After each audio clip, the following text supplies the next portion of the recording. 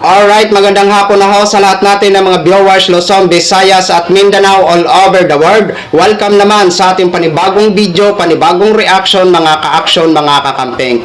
So pag-usapan lang ho natin ito yung naging reaction ni Attorney Yussi Claire Castro sa naging reaction o naging sagot ni Ombudsman Boying Remulla regarding po ito sa kay Senator Amy Marcos. So bago po ako magbigay ng aking sariling opinion, panoorin po muna natin ito.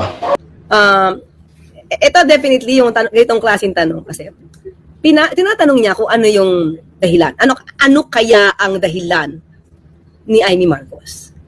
Diba? So, tingin ko yung tanong na yun, personal siyempre, kay Senator Amy. So, ibibigay lang naman dito ni Ombudsman Boying Remulla.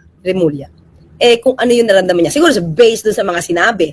Kasi kahit naman tayo, kinontent natin ito mga clear, diba? Sabi natin, kasi mas mukhang mahal niya yung mga Duterte. Diba? Yun yung basa natin. Pero siyempre, kung ano yung dahilan niya, it's personal yun kay Senator Amy. Pero pwede naman tayo hindi manghula, makiramdam, mag-evaluate, di ba? Magbigay ng opinion, di ba? Okay, ang ganda ng tawa yun. Okay. What is the reason? Her politics. Politics. Dati no-comment siya. Okay. Her politics. She's playing to the crowd. Playing to the crowd. Nakikisama siya kung saan yung feeling niya, patok. Yeah, playing with the crowd. Kung saan yung patok, doon pupunta si Senator Amy. Ha? Diba? Even to the point of naman putting down her own brother. Diba? Medyo ano yun, diba? Medyo masakit yun. Pero sa kanya, okay lang kasi hindi sila magkapatid eh. Diba? Kaya tanggap niya yun. She's playing to the DDS. So ibig sabihin, Ombudsman, si Senator Amy, IDDS? Pahig ba kayo doon mga ka-clear? DDS si Senator Amy? Ha? Ito. Ibig sabihin, di ba? Kung yung ibang tao na hindi karelasyon ang Pangulo, walang relasyon, pinagtatanggol. Marami ako nakikita dyan mga vloggers, content creator. Sasabi talaga kung ano yung nakikita lang ginagawa ng Pangulo, surely, di ba? Pero because of politics, si Ombudsman Remulla nagsabi, because of politics, playing with the crowd of Duterte, or Duterte crowd, Miriam Soto, di ba? Parang hindi yun ang nakagisnan natin na ugali ng isang totoong kapatid. I mean, yung totoong nagmamahal sa kapatid.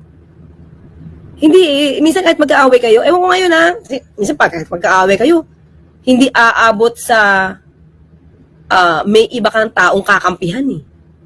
Tapos iiwan mo yung kapatid mo. Parang hindi ganun. Anyway, sa kami niya, because of politics. So tuloy na i-correlate natin sa ginagawa niya. Paano bang ginawa? Nag-hearing, di ba? Nag-hearing kahit na eleksyon na. Kahit busy-busy ng mga kampanya, nag-hearing ng 3 beses. Para lang ipakita sa tao na sila, Ombudsman Boying, ang nangidnap kay dating Pangulo Duterte.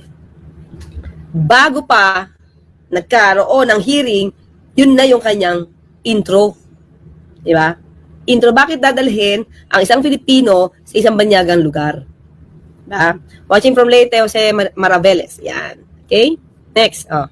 And to even spread fake news. Yan na. What fake news? Spread pa ng fake news na kung nga, Senator Amy, mukhang nalilinya ka sa DDS. Kasi sinabihan ka ni Ombudsman Boying na to the point na gumagawa ng fake news. Hindi magandang ganun eh. Hindi magandang ganun laban. So yun na ho mga ka-action, mga kakamping, no? Napakinggan na ho natin si Yussi Claire Castro. Totoo po ang kanyang sinasabi. Ay sinusuportahan nga po siya at pinagtatanggol. Diba? Ito yung nakakalungkot sa part ni Senator Amy Marcos o nakakadismaya para sa atin. Kasi alam naman po natin, kapatid or kinakapatid niya si Mr. President Bongbong Marcos, para sa akin, hindi ko talaga yan, kumbaga hindi ko talaga naramdaman kay Senator Amy Marcos na pinagtatanggol niya si Mr. President Bongbong Marcos. So alam naman po natin, ang mga patutsada ng mga Duterte laban kay Mr. President Bongbong Marcos, narinig ba natin? Narinig nyo ba na pinagtatanggol ni Senator Amy Marcos si Mr. President Bongbong Marcos? Sa akin, wala akong napanood na ganun eh.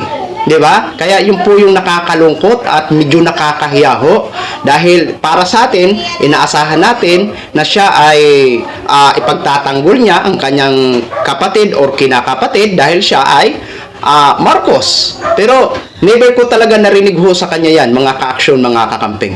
'Di ba? Totoo naman yung sinasabi ni Yossi Claire.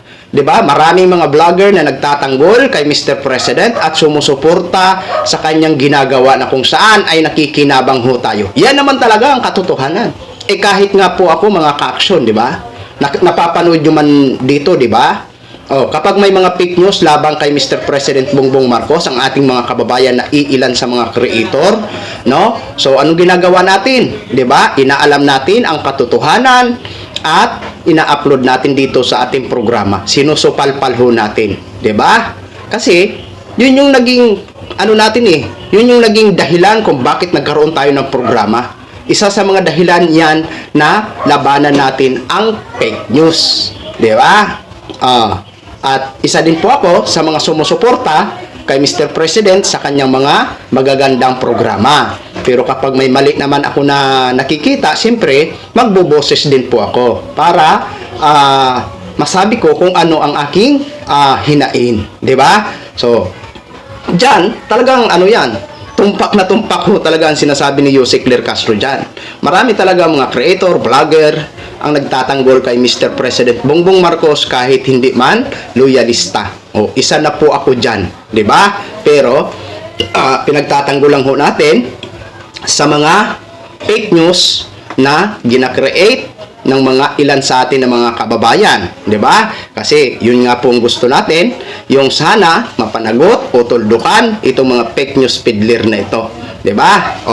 Yan matatawag ho talaga na pinagtanggol si Mr. President, 'di ba? At least may dahilan tayo kung bakit pinagtatanggol natin si Mr. President dahil sa mga nasusupalpal natin na mga fake news. At may dahilan din po ako kung bakit ko sinusuportahan si Mr. President dahil nakikita ko din po ang kanyang mga magagandang ginagawa para sa bayan. So yun lang ho mga ka-action, mga kakamping no.